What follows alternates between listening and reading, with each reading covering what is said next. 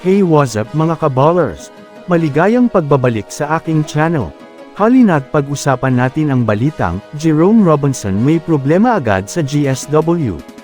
At ang balitang Milwaukee Bucks top 1 agad sa East. Tara na't pag-usapan natin yan dito sa Basketball Hotshots.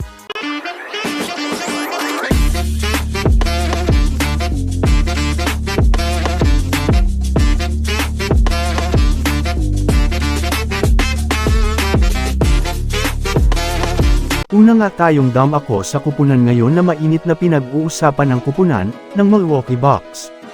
Matapos nga pong mapunta itong si Damian Lillard sa Milwaukee Bucks, ay maraming ng mga fans sa ngayon ang nabigla. Ito ay dahil sa completos ricados na nga ang kanilang starting lineup, samahan mo pa ng isang Giannis Antetokounmpo. Ayun nga kay Giannis Antetokounmpo, gusto niya na nga daw makuha ang kampyonato. Meaning excited na nga po ito na makalaro na itong si Lillard, dahil sa maraming silang magagawa sa liga.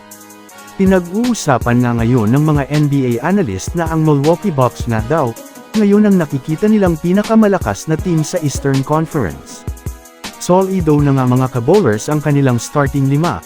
Ito ay dahil binubuo ni na Damian Lillard, Chris Middleton, Bobby Portis, Giannis Antetokounmpo, at Brook Lopez. Na kung susumadahin nga natin mga kabowlers, pang championship lineup na talaga ang kanilang team.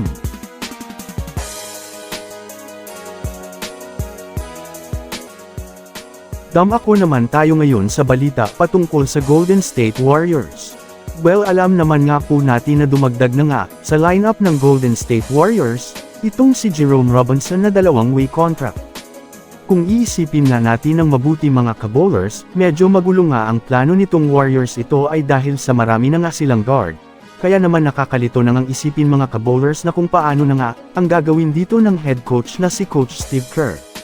Maari nga mga kabowlers na hindi man lang po ito magamit sa lineup dahil na andito na nga itong sina Corey Joseph, Chris Paul at lalong-lalo na itong si Stephen Curry.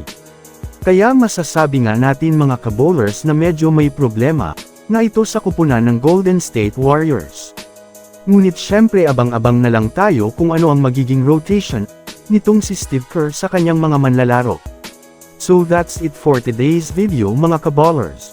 Yan lang ang ating pag-uusapan sa ngayon. Pindutin na ang subscribe and hit nyo na rin ang notification bell para sa mga susunod na updates sa mundo ng basketball.